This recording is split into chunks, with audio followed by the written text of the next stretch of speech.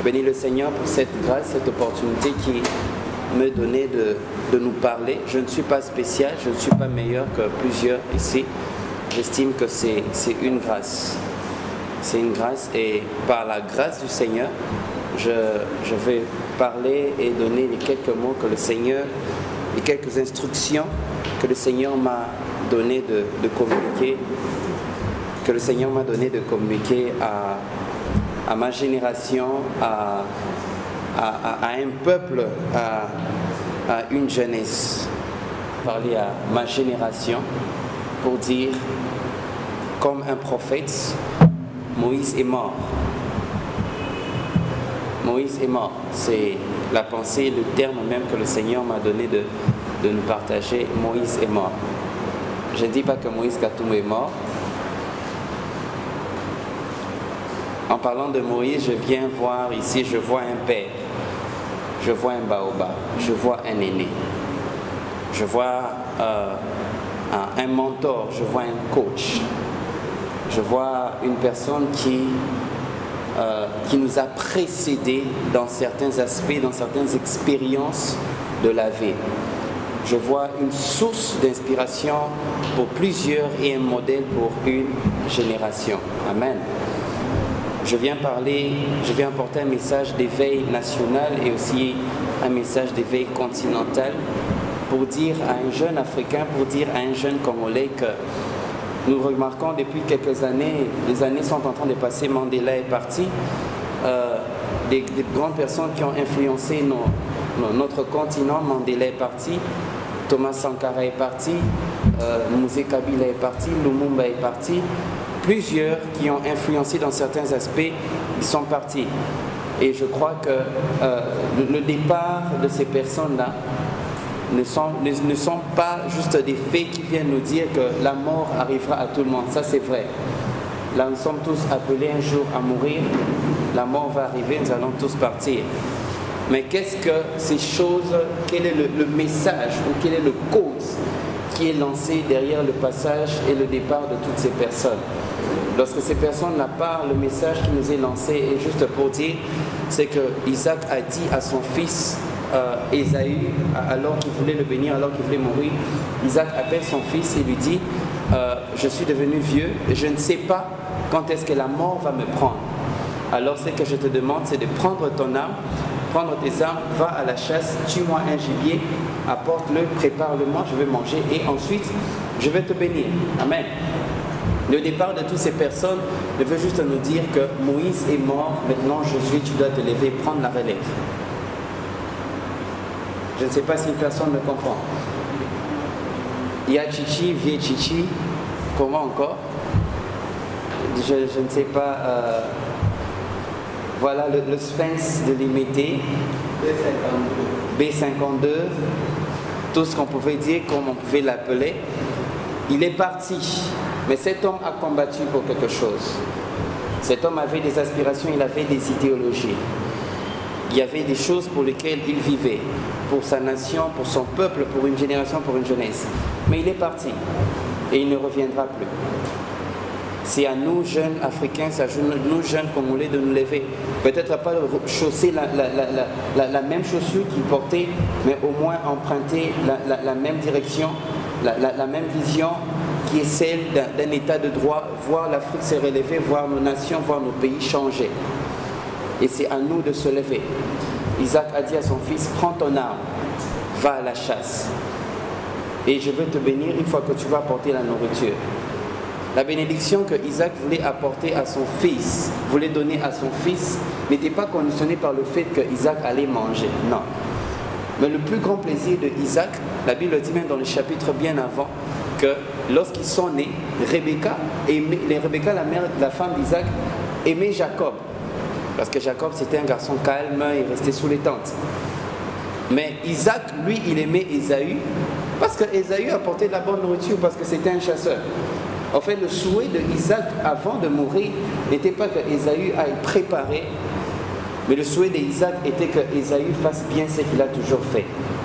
Je crois que c'est que nos pères attendent de nous, c'est que nos leaders attendent de nous, c'est que étant des jeunes et le futur même, l'espoir même de l'Afrique, l'espoir de nos pays, c'est que dans chacun, dans tout ce que le Seigneur t'a donné comme talent, comme grâce, que tu fasses bien ce que tu as appelé le faire. Si tu ne le fais pas, personne d'autre ne va le faire à ta place. Si nous ne levons pas pour travailler, si nous ne levons pas pour comme Ésaü pour aller à la chasse, personne d'autre ne fera ce que nous devons faire. C'est que l'Afrique attend de nous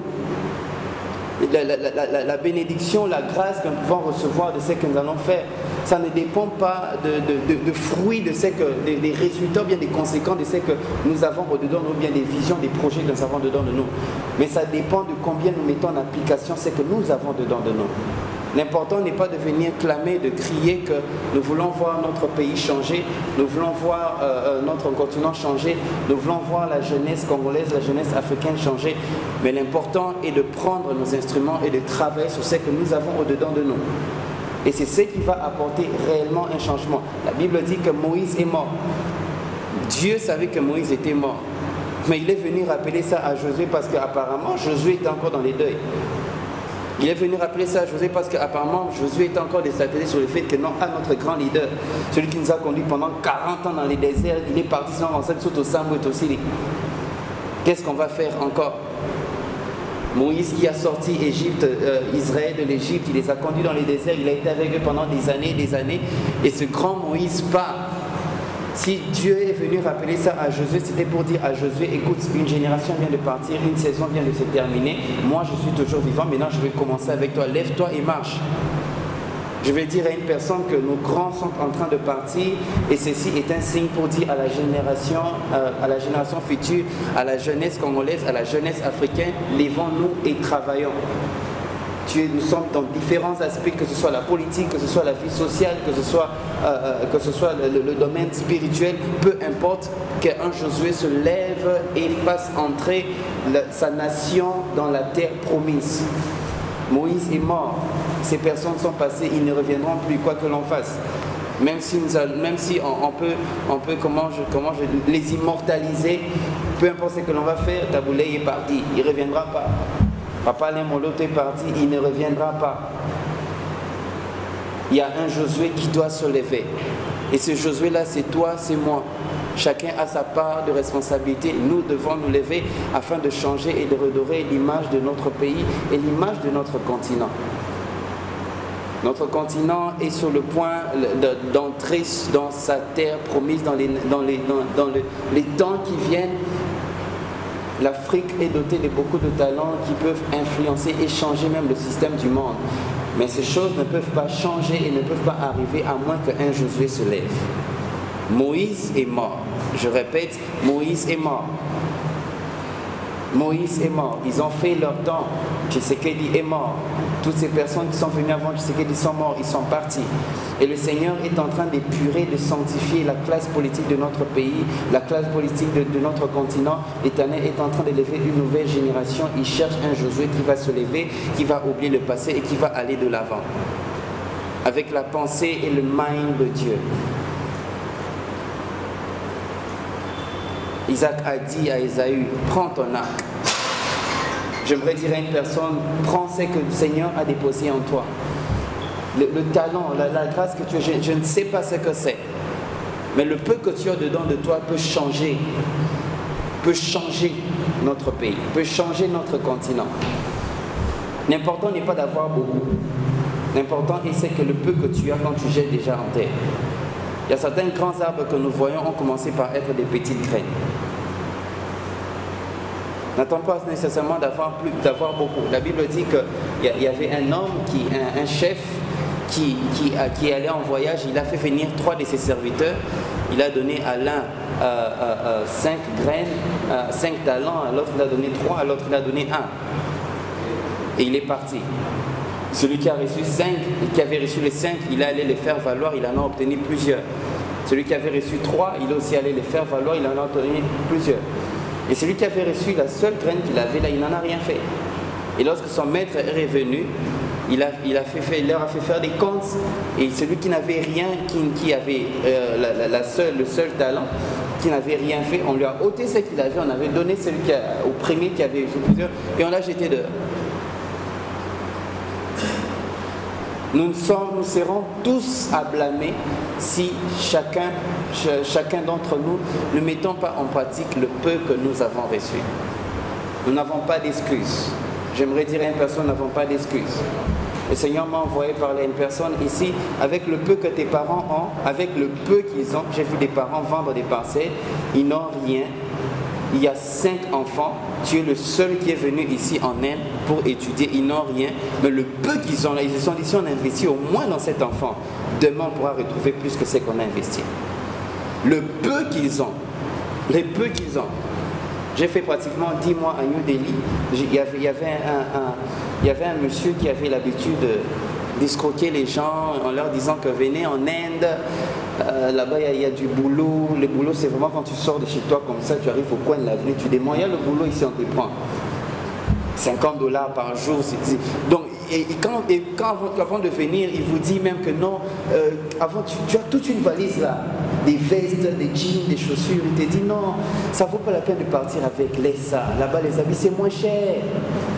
Et les gens, avant de venir, ils ont laissé leur habit. Ils sont devenus moi des stars dans le quartier. Ils ont dit, ah, des amis, venez, ils donnent des habits, prenez. Moi, là où je pars là-bas, j'aurai des habits. Et la majeure partie de ces personnes, ils arrivent à New Delhi. Pour ceux qui sont déjà arrivés à New Delhi, il y a un quartier qu'on appelle Mafia Nagar. Les Congolais commencent à l'appeler communément Matongé Nagar. Parce qu'il y a tellement de Congolais là-bas, c'est vraiment le bidonville. Kamana, les côtes bien. Les maisons sont bizarres, les chiens sont partout, c'est au même quartier, très bizarre. Alors la majeure partie des gens qui sont escroqués par cet homme-là arrivent et se retrouvent dans ce quartier-là. Tu descends déjà, quand tu arrives à l'aéroport Indira Gandhi Airport, tu atterris, tu dis, ah, Inde c'est beau, c'est bien, c'est très bien. Et puis vous êtes en train de partir, tu sens qu'on t'amène dans un quartier, tu te poses la question, mais mon Dieu. Et avant de venir, il te dit même les maisons, oh, c'est bon. Quand tu arrives, on te fait vivre dans un basement, une maison, un studio où vous vous retrouvez à 4 personnes. Une seule chambre, d'autres dorment au salon. Et vous dormez avec des petits matelas comme ça, là, très minces là. Vous dormez comment on dit, en largeur, pour avoir plus d'espace. Où tu sens même que le matelas est devenu dongi, tes pieds sont dehors. Et cette personne, de plus de 40 ans, il habite dans une maison à 2 chambres avec des jeunes garçons qui sont dans des choses bizarres.